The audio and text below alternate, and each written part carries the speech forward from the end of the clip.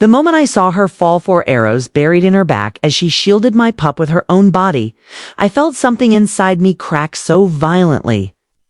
I didn't know if I'd ever recover.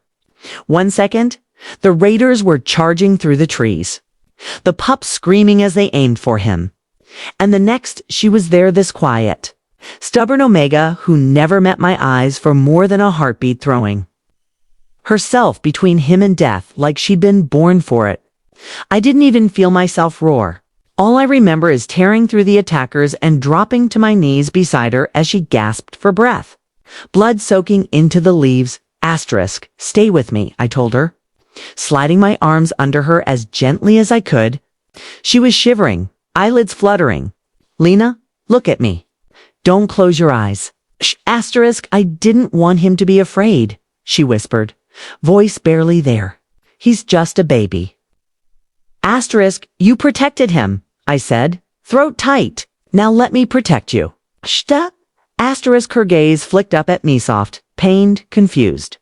Like she couldn't understand why the Alpha King was looking at her like she mattered. Back at the stronghold. The healers worked for hours. I paced like a caged beast, unable to sit, unable to breathe. Every time she winced in pain, I flinched like the arrows were in me instead of her. When they finally said she'd live if she rested, I sank into a chair beside her bed. Elbows on my knees, pulse still pounding. She woke near midnight, moonlight spilling across her face. Her eyes found mine, and she frowned like she couldn't piece together why I was there.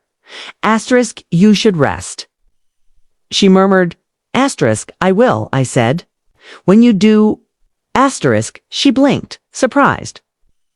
And something in her expression softened, like she didn't know how to handle someone worrying about her. Days passed.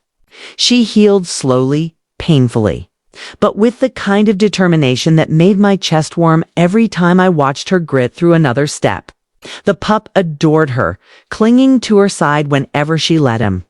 She'd smile at him in that gentle way of hers, this small, hesitant thing that always felt like a gift. But whenever I stepped into the room, she straightened her spine, eyes darting away like she wasn't sure where she belonged. You saved my son, I told her one evening as she sat on the balcony, wrapped in blankets. The sunset painted her face in gold. You don't have to be afraid of me, I'm not afraid, she said quickly, which was exactly how someone afraid would answer. I just don't want to overstep. You're the king, and I'm. She trailed off. You're Lena, I said. And that's enough, Her breath caught. She looked away, fingers twisting in the blanket. The tension between us grew in quiet. Consuming ways-long glances neither of us admitted to noticing, fingers brushing when I helped her stand. The way her heartbeat seemed to stumble whenever I stepped too close. I hated how fragile she acted around me. Like she expected to be chastised for breathing too loudly, one afternoon while the pup napped. She finally asked, "Why are you being so kind to me?" I met her gaze. Is it kindness to show gratitude? Or is it something else? She swallowed hard. Don't say something you'll regret later. You think caring about you would be a regret? That's what everyone has taught me. My jaw tightened. They were wrong. Her eyes glistened then, and she looked down quickly. But not before I caught the small shiver running through her. Wanting, fear, hope. I didn't push. Not yet. Our slow burn pulls stretched over weeks, her smile lingering longer, her steps toward me more certain. The warmth between us tightening like a thread that wouldn't snap no matter how we tried to ignore it. And just when it felt like she might finally believe she deserved to be seen, the twist came on a stormy night. I heard arguing in the hallway. When I stepped out, I found the elders surrounding her, accusing her of betrayal. She stood stiffly, hands shaking, eyes wide with humiliation. What is this? I demanded. One elder lifted a torn leather pouch. We found this hidden in her quarters. Proof she contacted the raiders. Lena went pale. I didn't. I've never asterisk Lena doesn't lie, I snapped, stepping in front of her. Asterisk, you can't know that, another elder said. She came from outside our lands.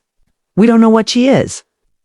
Asterisk, she's the woman who threw herself in front of arrows meant for my son. Asterisk, or she staged the attack to gain your trust. Asterisk, Lena flinched, like the words physically struck her. I would never hurt him. I swear it. Asterisk, her voice cracked on the last word, and something in me snapped clean through. Enough, I roared. No one accuses her again without proof. But the doubt lingered in the room like smoke. That night, she didn't come to supper.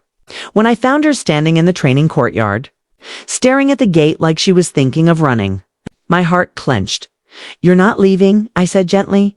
I don't belong here, she whispered. They think I'm dangerous. Asterisk, what do you think you are? Asterisk, she shook her head. A burden. A complication. Someone who should have died out there, but didn't. Asterisk. I stepped close enough that she had to tilt her head to keep her eyes on mine. You're someone I care about. That's all I know. Asterisk. Her breath hitched. You shouldn't. Asterisk, but I do. Asterisk, her lips trembled like she wasn't sure whether to smile or cry. She didn't choose either. She just leaned into me slowly, hesitantly, as if waiting for permission. Asterisk, I wrapped my arms around her, pulling her against my chest. She melted into the embrace like she hadn't been held in years. Asterisk. But the truth came the next morning, the twist that ripped everything open. Asterisk, the raider we captured, revealed the truth. The pouch had been planted. Lena had been targeted because she'd saved my pup. Because they feared her influence. Because the quiet Omega who tried to make herself invisible had done something braver than any warrior on my guard. Asterisk, when I told her, she broke down, not dramatically, not loudly. Just a soft, crumbling exhale as she whispered, I thought you might believe them. Asterisk, I will never doubt you, I said, lifting her chin so she couldn't hide. Not after everything. Asterisk, slowly, she touched my cheek like she was terrified I'd fade if she reached too fast. I don't know how to be wanted, she said softly. Asterisk, I'll teach you, I murmured, brushing my forehead against hers. If you want me to? Asterisk, her answer was a trembling whisper. I do. Asterisk, the kiss we shared wasn't rushed or desperate. It was slow, warm, the kind that felt like stitching two broken halves together. Her fingers curled into my shirt. Mine slid around her waist. When she pulled back, tears shone in her lashes, but they weren't afraid tears. They were relief, belief, beginning. Asterisk, the elders apologized. The pup clung to her like she was his whole world. And as the weeks unfolded, Lena's confidence blossomed. Soft, steady, breathtaking. Asterisk, one evening, as the sun dipped behind the hills, she watched me playing with the pup and whispered, I never understood why people fought so hard to stay alive. Now I do. Asterisk, I pulled her into my arms, pressing a kiss to her temple. You're home now, I said. With me. She leaned into me, smiling softly as the pup giggled and tugged her hand. And for the first time in both our lives, everything felt exactly where it belonged.